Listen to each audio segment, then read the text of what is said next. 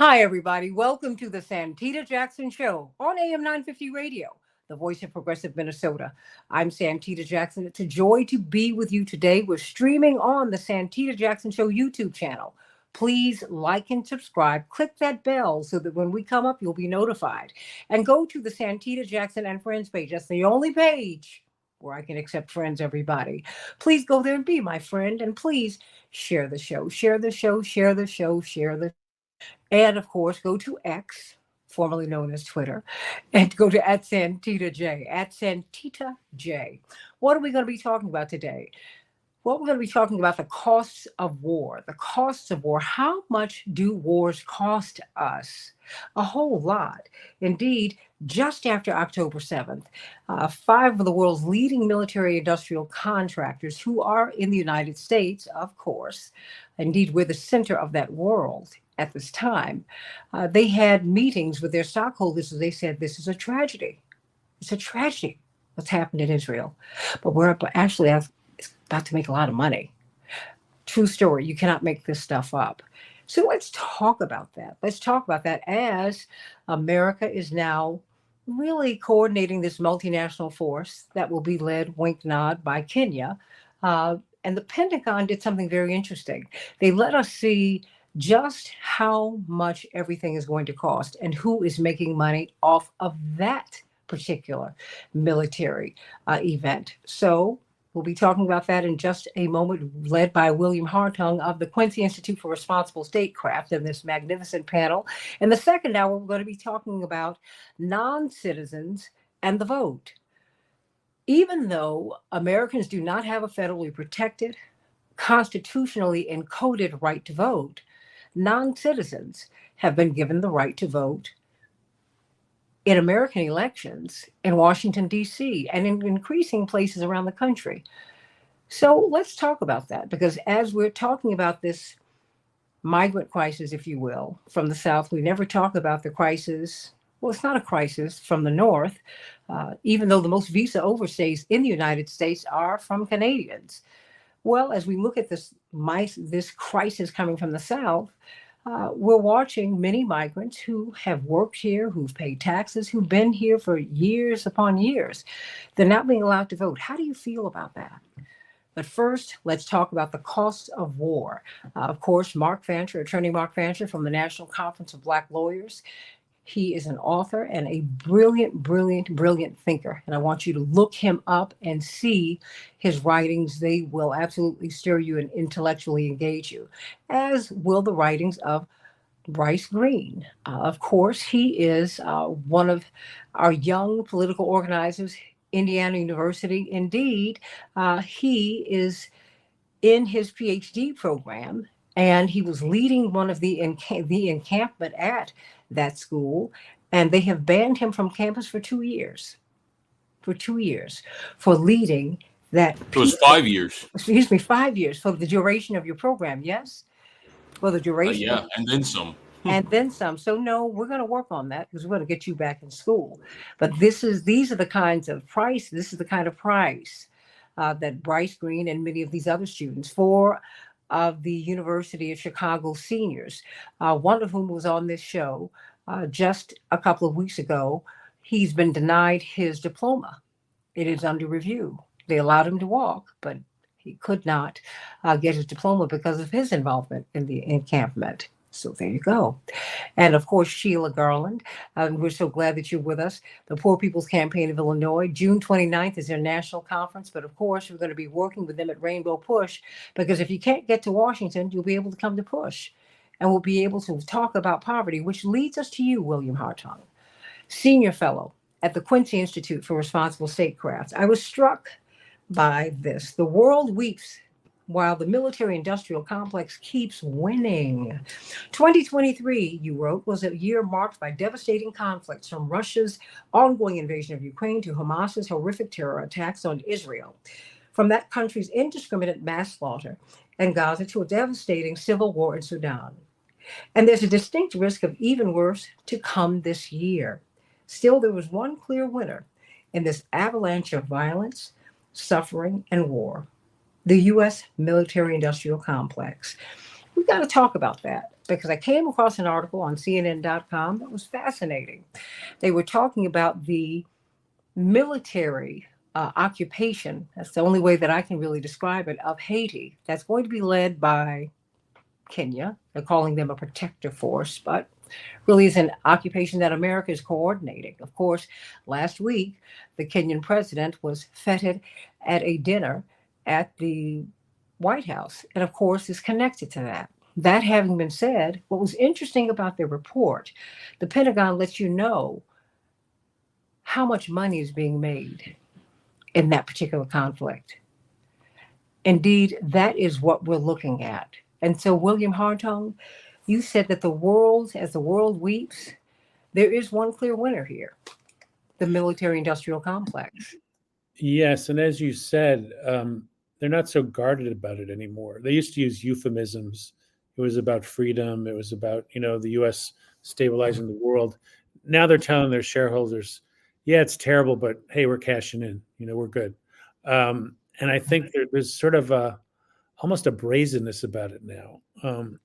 They're almost like celebrating that. Well, they say, well, there's turbulence in the world, therefore our markets are unlimited. And I think it's an outrage. And of course, they're not just sitting on their hands, collecting the money. They're giving money to Congress. They're funding think tanks. They're helping create this environment where people think war is the only solution. And so in that sense, we have to fight back. And obviously there's a lot of work to do, but I really appreciate things like what Bryce is doing, where people are really taking risks to kind of point out that this kind of militarization that puts people at risk is just not acceptable anymore. Well, let's pivot to Bryce and what he's doing and what these students are doing. And the corporate media continue to tell us, Mr. Hartung, senior fellow at the Quincy Institute for Responsible Statecraft, and it is responsible statecraft. That's what I love about your writings and those of your colleagues at the Quincy Institute, because statism is not a bad thing. But we're really perverting it so that it is becoming a bad thing. It's becoming fascist and all of these things that really undermine the American project and that really just upend really the human spirit. Talk to me about this, because like you said, there's a brazenness now for the heads of these corporations to have these conference calls, because so much is done by Zoom now and just virtually. And they said, wow, this is terrible. October 7th, this is terrible, but we're about to make a lot of money. What do you make of that? Well, of course, the flip side is to try to delegitimize protest. And what the universities are afraid of is ideas, really, that the people in encampments have the truth on their side. And it does expose the whole system. I've talked to students who are digging into the military ties of their universities, the research, the arms executive on their boards. This was done certainly in the anti-Vietnam period. We did it when I was in school in the 70s about connections to apartheid in South Africa. So these things come in cycles. But my hope is not only can we stop the killing in Gaza, which has been so terrible and gone on for far too long, but that there'll be a reevaluation of how these corporations and the Pentagon distort our society. You mentioned the problem of poverty. A small amount of what's going to these contractors would go a long, long way. We spend more on one weapon system in a year than we spend on, the Centers for Disease Control or the Environmental Protection Agency or many of our feeding programs. So, to make weapons that either don't work or are doing great damage around the world, instead of taking care of our own people, I think it's just should be not allowed to continue. But I think a lot of people have bought into this notion that the United States is somehow almost like a charity, using our military to kind of hold the world together. And so I think that's why the protests over Gaza are threatening to a lot of the powers that be, because they kind of expose this fact that this system is not in the service of defense. So, there's a lot of work to do, but I'm encouraged that more people are speaking out, even in the face of this unfair and ridiculous repression, for example, by the leaders of these universities.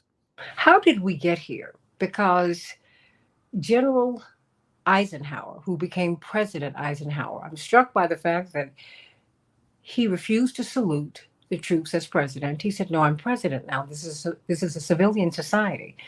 And many people point to his valedictory address in 1961, warning about the dangers of the military-industrial complex. But many years before, he did the same thing.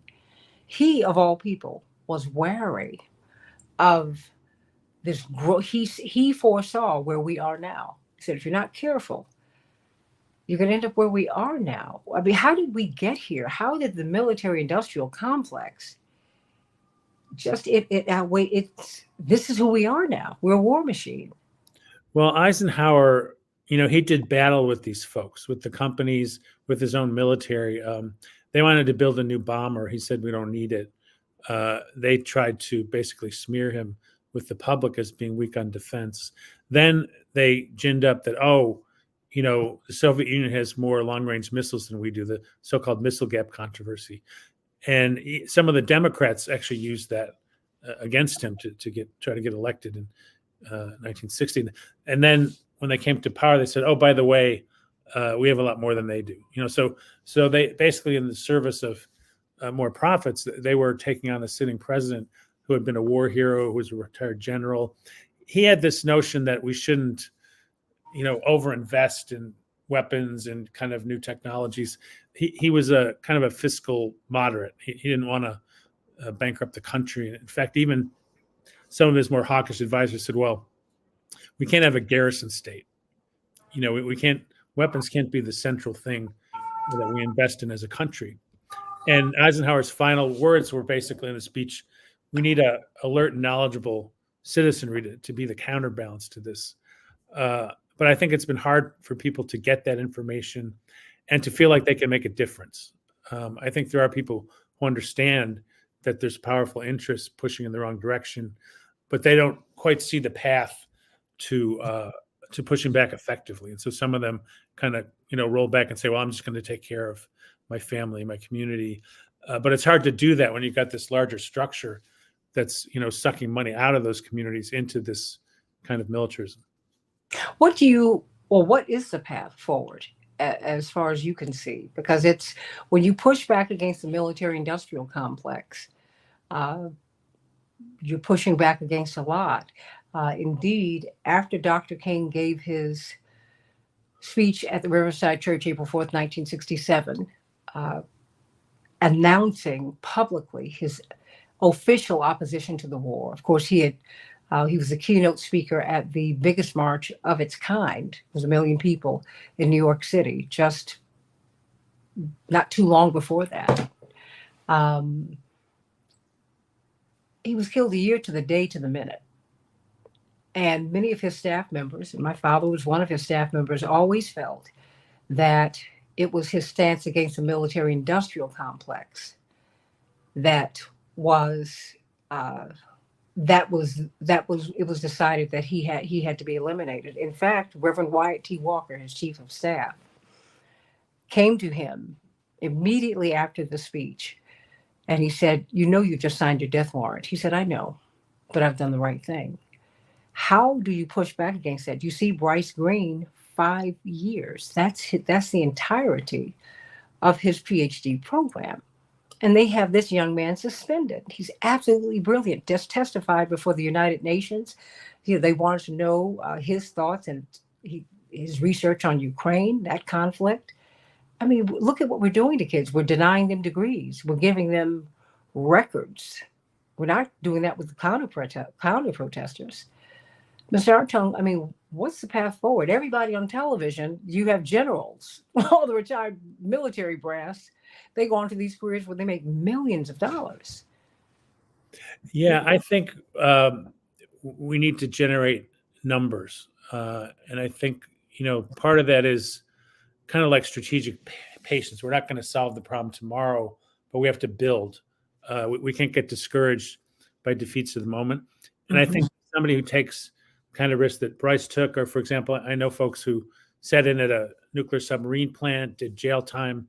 Not everybody's going to take that level of risk, but it should at least tell us we have to do something.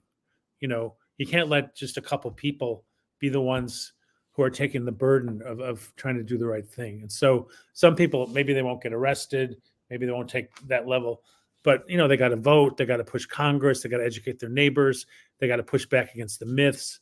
And so I just think we need much larger numbers of people understanding that we have a responsibility here. And sure, not everybody's going to take the maximum risk, but we have to be pushing in the same direction. And we're not there yet, but I think I'm very inspired by things like the Poor People's Campaign, by the surge of student activity on Gaza. I was talking to some of the students at Columbia. I'm about 10 blocks away, and I went there back in the dark ages. And we were doing divestment in South Africa, and that built to a national movement.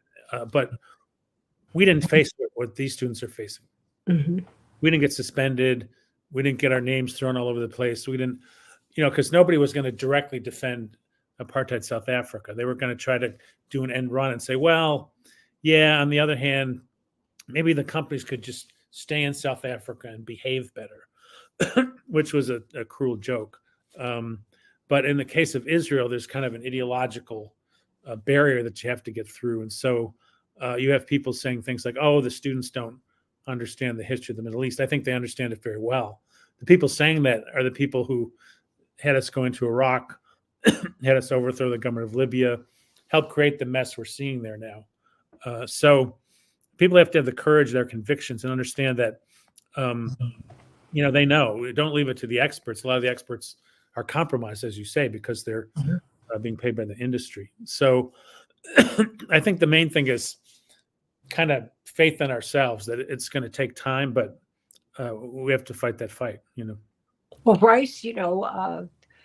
Hartung has continued to pivot to you and to these students who've taken these risks. We just had, like I said, one of the students who his degree is under review, William Hartung and Bryce Green and Mark Fancher and Sheila Garland.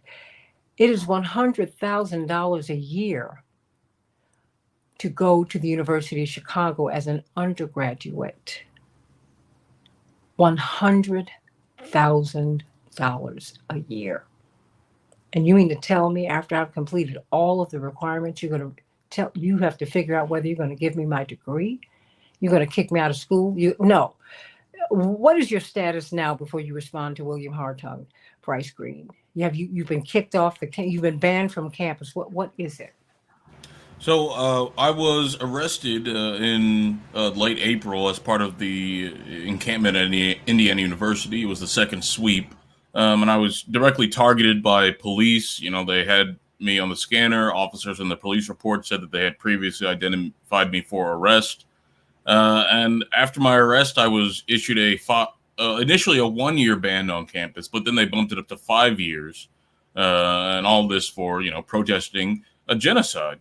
So my ban has yet to be stayed. I'm still currently banned off campus, although the prosecutor has opted not to pursue charges because they rightly assessed that it would be very difficult to make a case that these are lawful arrests and that people were actually committing the trespassing that they were accused of. So despite the charges being dropped, I'm still banned.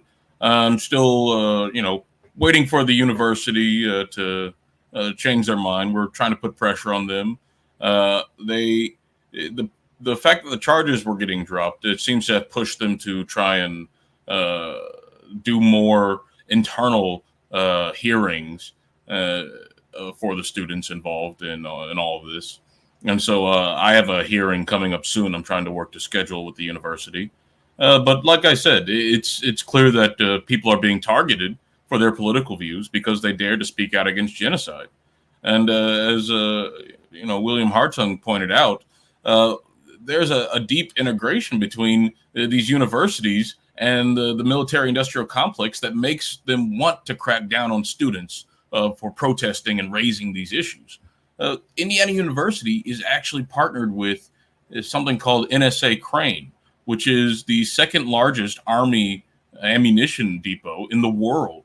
And it's just 30 minutes south of Bloomington. It's also the third largest naval facility in the world, smack dab in the heart of Indiana. The university is partnered with that, and The regional economy is deeply dependent on this war death economy. And so raising these issues obviously is not in the interest of people who, have the power to influence the university and its policies. And so the crackdown experienced by me and other students is a natural result of this perpetual war machine that people like the Quincy Institute try to document, or successfully do document, and hopefully put us on a better path. Because these integrations aren't nothing. I mean, if you take out this military facility from southern Indiana, that's thousands of jobs right there, and thousands more supporting jobs. That's a whole economy. And these aren't areas that are, industrially booming. All the factories moved out. You drive around Crane, and it's a lot of dilapidated houses. Clearly, the sign of the decline of the American heartland. These military facilities are the only thing keeping these places alive. And is it really healthy for society to be able to live because of an industry that fuels death and destruction? That's not healthy. There are some deep structural changes that need to happen, not just at the university level, but at the statewide level, at the nationwide level, at a structural economic level, for these issues that we're talking about to be seriously addressed. It's what Martin Luther King understood when he was protesting both for Vietnam, for sanitation workers, for civil rights. These things are connected. These structures of oppression are linked at a structural, material level. And raising that issue, I think, is what resulted in the repression. If we were protesting against, high or nasty dining hall food, if we set up a tent, they wouldn't have sent the state troopers in. They wouldn't have had choppers flying overhead. They wouldn't have had assault weapons and grenade launchers and snipers on the roofs. They wouldn't have done that. What they did this for was because that we are challenging a political orthodoxy that's built on death and destruction and continues to fuel genocide in Gaza.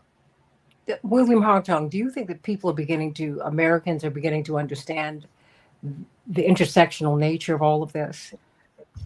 I think there's more understanding than there has been. And I think the student movement is part of making that happen. But I think there's still a lot of people who are in denial. They don't want to think about this. The New York Times did a piece on a particular missile that was used by Saudi Arabia to kill civilians in Yemen. And they went to the community in Arizona where it was built to talk to people about, did they think about this, about how they were used. And there was kind of a wall of silence. A lot of people didn't want to talk to them. And the ones who did basically said, well, it's good for the economy. They kind of put the human consequences out of their mind. And of course, you're putting people in a terrible position. If you want to feed your family, have stability, you have to build these weapons of destruction. And the only way around that is to build a different kind of economy. And researchers at the Cost of War Project at Brown University have shown that anything else you spend money on creates more jobs than military spending. But then you need a different kind of government that's willing to invest in those things in significant quantities. In Connecticut, they make nuclear submarines. When they cut back a bit, the welders who are making significant money were getting jobs as, greeters at the local casino. So they didn't create an alternative for people. Excuse me. And that's what we need. Sheila Garland, when you look at all of this, when you see these, the military industrial complex, when you see these companies, they're the ones who are making the profits. And yet you're fighting every day with the Poor People's Campaign. You'll be meeting in Washington on June 29th. We urge you to go to their website so that you can get involved and have parties so that you can tune into the activities. You might not be able to get to Washington, but you certainly can go on social media and hear what they're talking about. When you see all of this money, we're just cutting checks to Ukraine and Israel and Taiwan. And it's not going to people. Right. It's going to these companies. It's going to the... I mean, and our naval fleet, I think a third of it doesn't work, William Hartung. I mean, we've got, payday loan centers on the edges of so many bases. The enlistees, they're not being paid any money. They're poor. poverty. Yeah. So what do you make of this? You know, I know you talked to address William Hartung, but I do want to say this at the campaign. One of our pillars is, about the military industrial complex and the amount of money. We have a moral budget that just simply says, look, if X number of dollars was taken away from the military complex, we could solve many of the issues of poverty that people 140 million plus people face in this country who live at or below poverty, right? So, we understand the interconnection between, all the systemic issues that we sort of fight along in our different sort of ways of fighting. I think Mr. Hartung was alluding to that. So the campaign brings all of these together under one campaign. We're not a coalition, we're not a moment, but we are a movement. And our goal is to unite those folks that are facing that 140 million people, because those are the people that need change. People who need change will fight for that. So our campaign endeavors to connect those folks, right? And really, I talk about how when the campaign first kicked off, most of the people that were coming to the campaign were white, where a lot of people had an assumption that the majority of people living in poverty in this country were black. And so we had to educate ourselves and understand the nature of poverty and who it's impacting. And the fact of the matter is this is not simply an issue in the United States, it's worldwide. And so we have a growing class of poor people internationally who are impacted by the kind of system that we live under. I always talk about coming from Flint, Michigan. When you see the stark deindustrialization of your formerly thriving city, I understand. Like, if you can bring in a robotic arm and immediately replace 400 workers, that's impactful.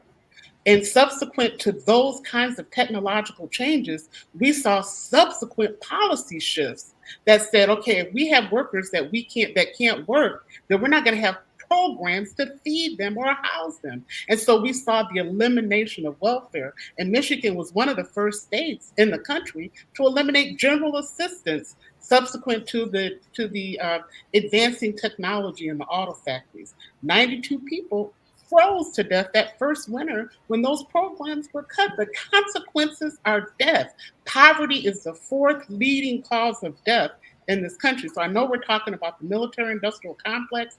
My understanding and having, grown up in this environment is that the military serves a purpose. So on the one hand, those folks who are enlisting in the military, they're sort of forced to do so because of economic conditions, and that's been the same. So, I don't, a lot of people from the left or whatever, they vilify those folks who enlist. But It's called the poverty draft. Yeah, I'm mourning those people that have lost their lives, or the folks who've gone off to fight a war and really understand firsthand what the United States is doing. And many of those people have very, impactful responses, and they want to organize among, the poor and the dispossessed. But I will say this: is I agree with Mr. Hartung. We have to figure out how to organize, and I think if we don't understand who's being impacted by the tremendous shifts, and there's not a whole lot we can do about those shifts in the economy. What we can do is those people that are being torn asunder, thrust into the air, tossed up like a salad with all of these changes. We have to figure out ways to connect. And this is why I'm fighting in the Poor People's Campaign, because we are reaching out. We're connected in over 40 states. We have our June 29th Moral Assembly coming up in DC, and I'm hoping that we'll be able to do watch parties at the Rainbow Push Coalition, so those folks in the city of Chicago who can't travel can actually come and join with. And it's not just the gathering in DC, but it's that assembly and to the polls. So we're looking to engage millions of poor and low-income voters to vote your values, because we're nonpartisan. We don't tell people we're not Republican or Democrat, but we're saying, who are those folks that are talking your values? And we know we have candidates that are unmoored from the Democratic Party and the Republican, and that's a whole other discussion we can have on here too. But we're saying to them, listen, we have to figure out a pathway, right? That what's going to keep us alive, that we're not dying from poverty. poverty the fourth leading cause of death in this country, or students who are rightfully fighting around this genocide going on in Gaza. How do we support them? Where, instead of them being attacked by our government, because that's what it is, it's like a way to silence, but it's also a dress rehearsal. Because Sure. I think when people start, when we have a real economic decline that doesn't seem to change, we're going to see some different types of struggles and fights going on, because people need housing, people need to eat, people need healthcare, and those things that we just can't get anymore. I mean, electric bills, we're going to be having record heat. Look at India, so there are real consequences Sure. course Sure. that we're on. And so that's why the campaign is really important to me, because it allows us an opportunity to connect in a way that I think we haven't since Martin Luther King. And at that time, there were 40 million poor and low income people. But I have to push back a little bit, because we did that with Reverend Jackson's campaign. Because I agree. what happened was, when he when he challenged then Senator Obama and then Secretary Clinton to put poverty on the menu in their campaigns, he was attacked. And he was attacked by many Black people who said, "You're standing in the way of what could be our first Black president." And it's like, wait a minute. Yeah. This is a Black president. It's not just don't change. These Black faces in high places don't help us. I need you to be part of a tradition. I mean, I need you to be part of a tradition that is going to move us beyond this imperialism that is choking us to death. Mark, before I pivot back to William Hartung, I mean, what are your thoughts about this? I mean, because you have these people, they're so excited just about the profits that they're going to make from this war. All of these wars, excuse me, and these military bases that we have all over the world. And you had Dwight Eisenhower, who said, if NATO, I mean, look, I don't have a dog in this fight. No, my dog is truth and justice, ending poverty and all of that. When Donald Trump said we need to end NATO, he's coming from the right. I'm coming from the left. Look, Dwight Eisenhower said, if we do not have stability in 10 years, then this project failed and we need to dissolve it. What are we doing? Mark Fancher. Well, all of it seems so overwhelming, so daunting. But objectively, the answers to all of this are quite simple. The great problem, the great challenge is in mass thinking and perception. The Bible has all kinds of good things in it, but one of the things that it has is a solution to all of this. Because Jesus and the first Christians were confronted with many of the same circumstances. They lived amidst grinding poverty on a mass level. They were contending with an empire that had its own form of a military-industrial complex. They had all kinds of repression for political activism. And his response to it was quite simple. He was surrounded by people who were revolutionaries, guerrillas, zealots, who took the approach that many revolutionaries now take, which is, let's go after the empire, let's attack it. And Jesus was very pragmatic in the sense that he knew that you're outgunned, you're not going to win that. The approach that he advocated and that was followed by his successors after he ascended was to basically disengage. You have this empire. You're doing all of these incredibly awful things. That's inconsistent with who we are as people. It goes against all of our values. It goes against our morality. And so therefore, we will not be a part of that. We're just disengaging completely. And they set up their own community, which was very, very large, thousands and thousands of people. They set up their own government, which in practical terms was really a socialist government. And they functioned. They provided for themselves. They were able to feed everybody. They were able to deal with things. And certainly they faced some external attacks and repression. But the idea, the concept is one which I think has great value for our current circumstances, because it is possible for us to just disengage. As I said, the great challenge is in people's thinking. They can't let go of the empire. They can't let go of the US government.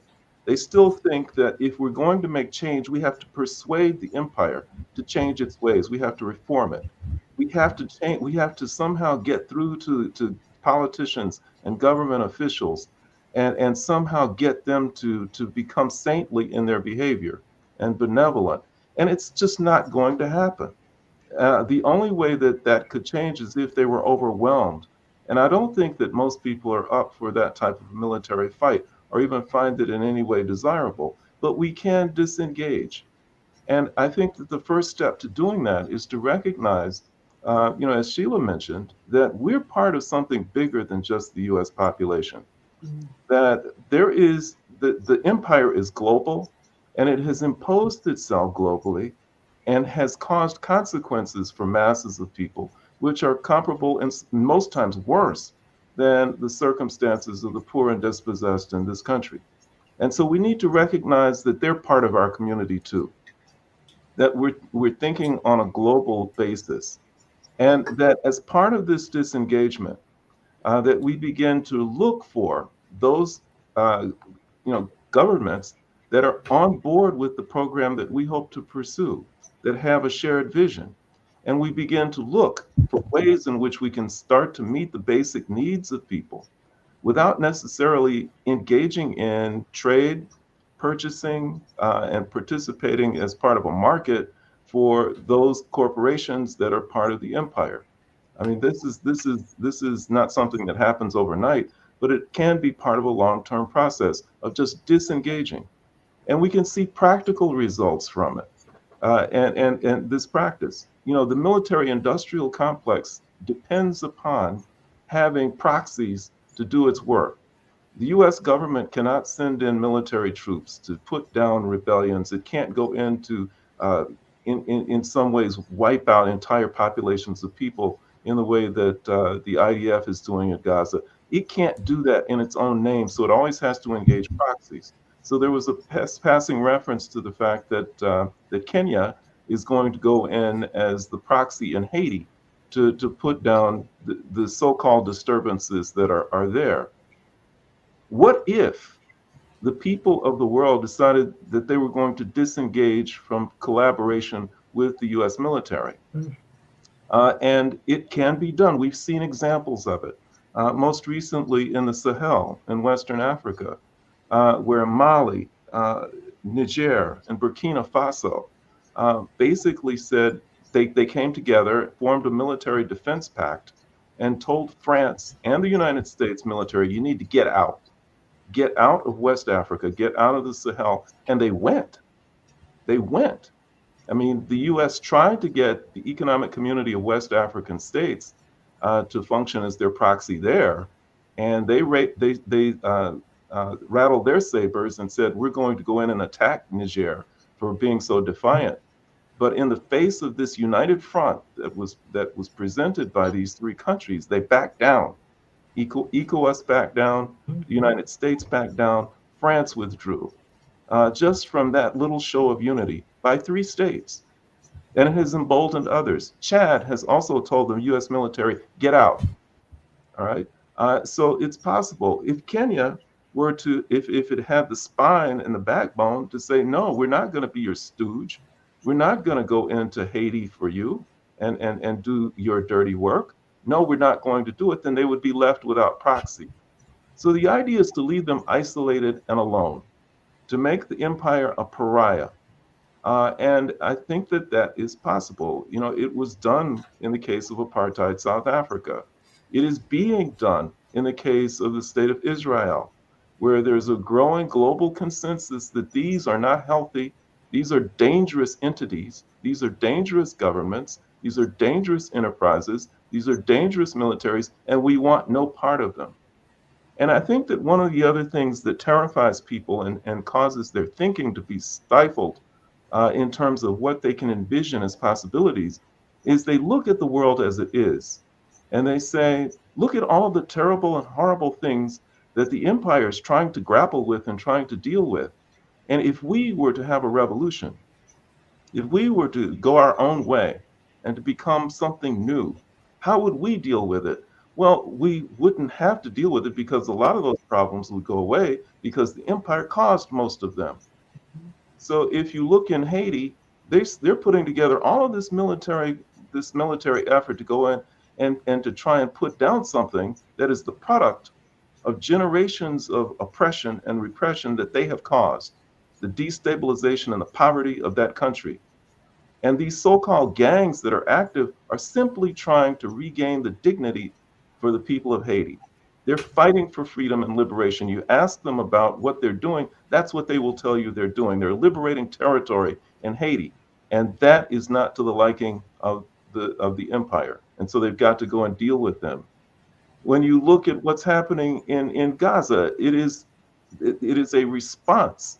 People always say that what happened in October with Hamas is what triggered this. No, Hamas was responding to something that began in 1948.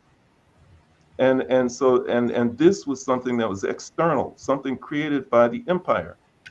And in Africa, many of the disturbances and problems and turmoil that you see, it's the result of what they have done. You know, they claim that the empire claims that it's trying to deal with terrorism in these countries. And what they're doing is they're responding to conditions that they caused and which so-called terrorists came in and exploited to their benefit. So it's a matter of disengaging. And if whatever emerged from our disengagement had the capacity to claim resources, and I think that it could ultimately on a global basis, then what you would see is, with a different vision and an understanding of what humanity needs, is a new entity that would go in and would help to elevate the standard of living for people in other countries. And once you begin to do that, once you demonstrate genuine brotherhood and you demonstrate a connection with people globally, then lots of the tension, lots of the disturbance and opportunity for exploitation of tension goes away. And it brings the dawn of a different kind of a world and a different kind of a human species that thrives on love rather than disaster capitalism, which is really at the heart of what's happening. The military industrial complex loves to see destruction and war. It loves to see what's happening in Gaza because they know that in the aftermath of it, there are going to be lots of trillion-dollar contracts to be handed out to their friends, their corporate partners and contractors who will go in to rebuild everything just so that they can wait until the next opportunity to destroy it again so that they can rebuild it to the tune of trillions of dollars. Well, you know, William Hartung, you really speculated at the end of this essay, you know, about dreaming a new world, not dreaming, but creating, excuse me, a new world in which, you know, we rethink defense and we let go, as you could put it, the fantasy of global dominance. You know, and Mark, you bring up the point, something that I've heard Reverend Jesse Jackson say down through the years. Yes, while we asked Pharaoh to let our people go, we must let Pharaoh go. And we have to embrace a new world, William Hartung, in which this is unacceptable to us. You know. Yes, exactly. I think Mark's point is very well taken. People have to not participate in extending the system, and of course, certainly since World War II, countries around the world have not been allowed to organize their own affairs in a constructive fashion. So, the United States overthrowing elected governments in Guatemala and Iran and Chile and Brazil and the Dominican Republic. I think in the modern era, a lot is done indirectly through economic means more than putting troops on the ground. Richard Nixon looked at Vietnam and said, the country's not in the mood to support hundreds of thousands of troops overseas. So he gave a speech in Guam while the war was still going on and said, well, okay, from now on, we're going to arm surrogates and they're going to enforce our will. And he even said, which is very kind of diminutive language. Some would say racist. He said, we want Asian boys fighting Asian boys, not American boys fighting Asian boys. So, this is a common thread. But what encourages me are things like the Poor People's Campaign, where they're bringing together these issues in one place. It's not silo here, silo there. They're addressing racism. They're addressing poverty. They're addressing militarism. They've taken on the issue of the destruction of our environment. They're pushing back against these distorted views of religion that are being used to put people down instead of raise their spirits, upwards. So I do think that there's the core of a difference. We have veterans groups like Common Defense and About Face. They've been through these wars, and they said, I don't want anybody else to have to go through this. And they're trying to push our country in the right direction. I think on the flip side, there's a lot of fear and a lot of just kind of clinging to old destructive ways. So, you have people who they've lost their jobs. They thought their future was up, and they're looking for a reason. And people like Donald Trump are pointing them to immigrants. They're scapegoating instead of trying to figure out how to rebuild their lives. And in some cases, being part of what is perceived as the most powerful country in the world, it bolsters their identity. When in fact, I think if you took a cold hard look at Iraq and Afghanistan, the people who say, "Oh, the United States is going to dominate," the evidence is getting a little thin. But we want a society where we can build things, not just destroy things. And so there's work to be done. But I think there's a lot of people who want to reach for a better world. They just need to know that they're not alone. And I would put the media in this mix because there's a lot of organizing, a lot of positive things that have been done in the past and in the present. And if you read the mainstream press, you wouldn't even know those things existed. So, I think there is a base here to make a difference, but people have to connect probably directly, not via the media, not by other mediating forces, which is why I think old-fashioned organizing where people come together is the way to go. Well, you know what? We have about 5 minutes left here. I'm going to let you close this out, have you close this out, William Hartung, but I need everybody inside of a minute to give us your final thoughts. Sheila Garland from the People's Campaign, People's Campaign of Illinois, June 29th, that's the national convention. If you can't be there, come to Rainbow Push, because we are going to have watch parties, and we are going to be having these conversations. It's important. We're all in the same fight. So Sheila, I need up a little bit of your time, but inside of a minute, please. Yeah, no, for sure. And I want to reiterate, we're very excited to partner with the Rainbow Push Coalition. Reverend Jackson was a part of the original Poor People's Campaign. I think it's important to make that circle connection. We're going to be there. The program will start at 9 a.m. Central Standard Time. So when we're at the Rainbow Push Coalition, we'll have people there. Hopefully we'll have people able to call in so that we can get on the ground sort of responses from folks from the camp, from the assembly. But I think more importantly, I agree with what everybody is saying, that we have to find a way, and we have to look at what is the actual material conditions that we're living under that's throwing everything asunder. And this is what we're describing, the symptoms of how an economy has changed so dramatically that people are propertyless, homeless, without insurance, horrible education. So I think we have to start really digging deep and figuring out the ways that we can connect. Absolutely. And because people are actually opting for suicide. Some people are. They've codified that in Canada. They're trying to codify that here. How ungodly. Bryce Green, 1 minute. Your thoughts here. The world is in a very precarious place right now with all these issues that we're talking about, especially with the decline of American power, as Mark was talking about. Countries around the world are saying more and more no to the United States and no to the United States-led order.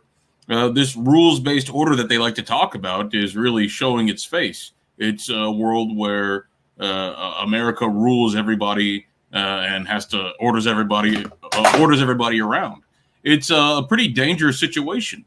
But the U.S. elites and everyone in the U.S. has a choice to make about how they're going to do this soft landing from global empire. There's a very real chance that the empire, in its confusion and decline, lashes out more and more. There are many flashpoints around the world where we see that as a potential: Taiwan, Ukraine, and of course the Middle East. And the only way that these people will be restrained is if people, grassroots, rise up and stop them from behaving in the way that they are.